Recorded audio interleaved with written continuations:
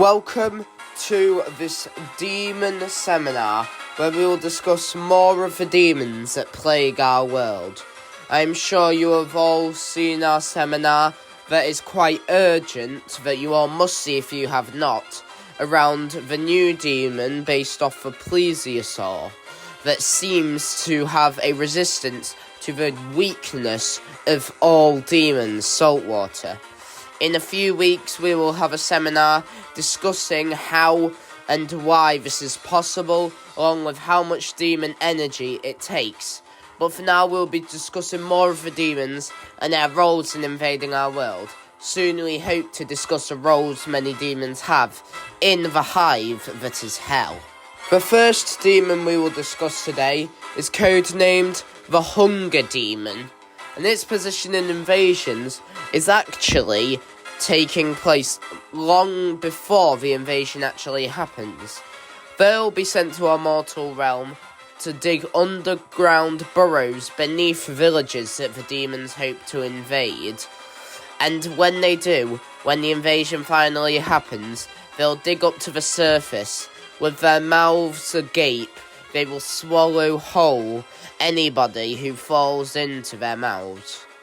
Their tongues are lined with teeth, and they spit an acidic venom that melts the flesh off any human in mere seconds. However, we do see that iron and silver seem to be resistant to this acidic burning, as we believe it does have demonic energy within it and is not entirely chemical. The best ways to tell if one of these demons is hiding under the surface of a village, which can actually be useful, as seeing these can help us figure out that a demon attack is coming, and the other demons won't realise that what they're attacking is a town that has been fled. Now, one of the best ways of finding it is to not only scan for demonic energy, though these demons don't take up that much, so that might not work, but a better way is to, if you suspect that a village is going to be attacked by a demon, pour salt water into the earth. As the mud falls into the burrows, the demons will likely die, their demonic energy will grow, and we'll be able to find them. As said, they're rather small in comparison to the sizes of other demons, around up to the waist of an average human, but this should not be confused for not being strong.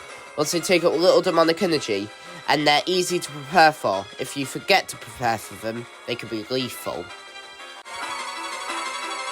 The next demon we will discuss is codenamed the Crab Demon, though many people also call it the Claw Demon, due to the two claws that float around its body, one being significantly larger than the other.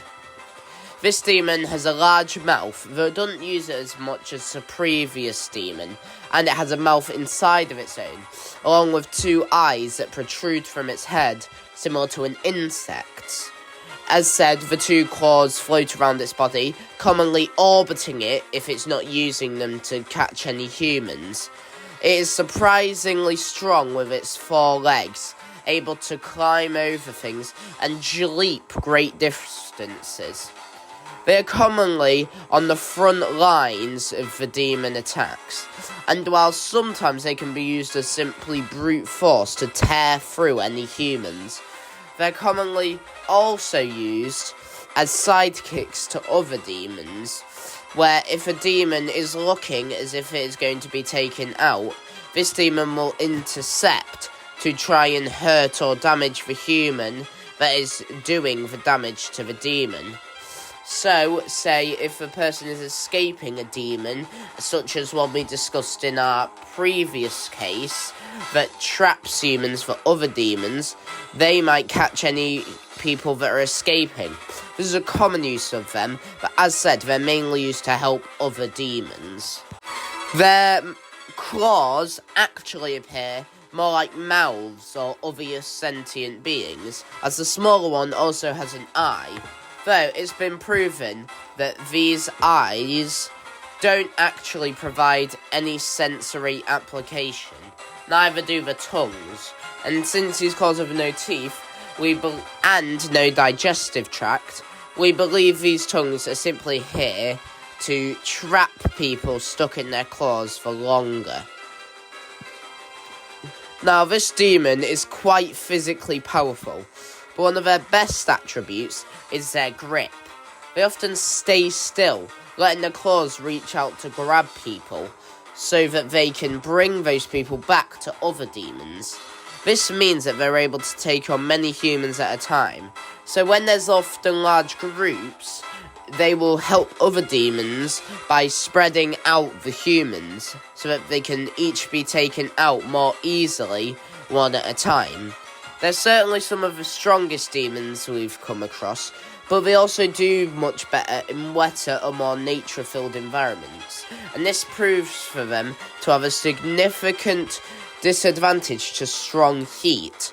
Though moderate heat they'll be able to tolerate quite well, as he has quite the tough skin and exoskeleton.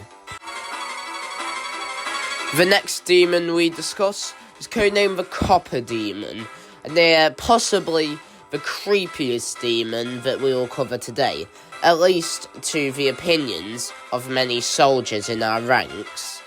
They are again smaller on the side of demons, though this does not equate to limited strength, as shown with the Hunger Demon.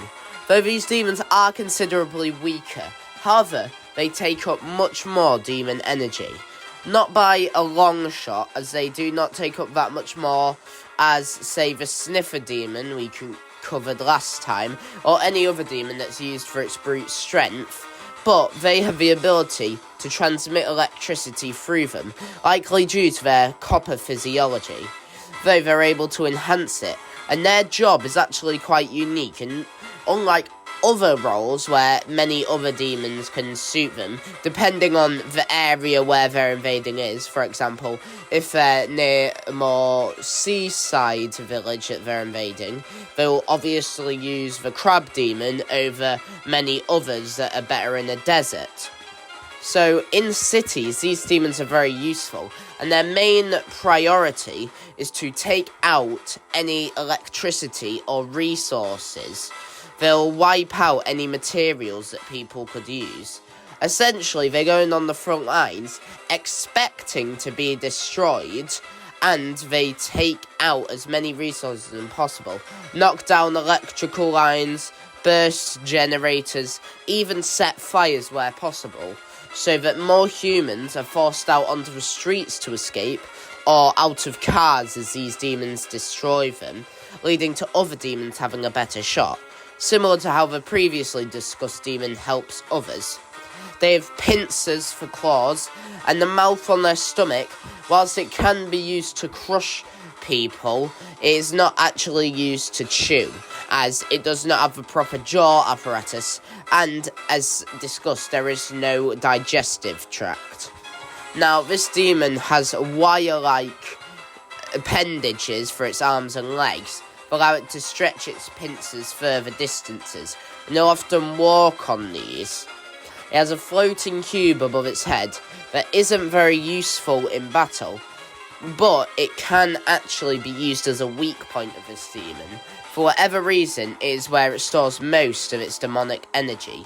Whilst these demons are incredibly powerful, and if they're not handled as soon as they appear, they're a great danger. If they are handled in the right way as soon as they appear, then it makes our job a lot easier. The next demon we are discussing, and the final one for this seminar, is another one with quite the unusual role, one that is not taken up by many demons. You see, these are called the Glare Demons, and they have two glowing eyes within a mouth on theirs that constantly remains grinning and stretched out in a way that makes it uncomfortable for these demons to eat. Though, as said, demons are magical creatures, and this does not bother them that much.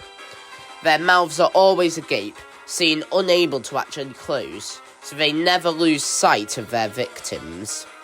Now, these demons are commonly actually on the outskirts of an area, and if there is enough demon energy present and they're launching a higher scale attack, For example, if they're attacking a big city, demons will send these out on the perimeter to form a perimeter, and they will ignore any people outside of it. But any people within, if they see them, then they will hunt them down relentlessly and keep them from ever leaving so that other demons can find them. They're not that great as fighters themselves, and their leaf and grass-like body often makes them susceptible to attacks, not being that durable. But this also means that they are quite powerful, often being called a glass cannon demon, as their mouths are very strong. Now, as said, they are mainly used to relay information to other demons about where people who have escaped to them may be. And overall, we know that if a demon that attack has these demons, and we can recognize the demon energy, so that we know that these demons are going to be in attack. We know to prepare, as it's likely going to be a full-scale attack. And these demons' jobs are not covered by many others, as discussed. Their lower half and the insides of their mouth appear to be made of a dark, goopy, almost gas-like object, and we do not yet know its full properties, as it appears to be some sort of ectoplasm, or something not of this world. We believe it may be concentrated demon energy, but we have also seen what that looks like before, and seen it is very different. So we do believe that there might be other energies going on. But overall, we know that if these demons are invading, we'd better be careful, as it's likely to be a great attack. Though, if we're able to take them out before the attack gets in full swing, it gives more people a chance to escape, and make sure we prevent the loss of many more lives.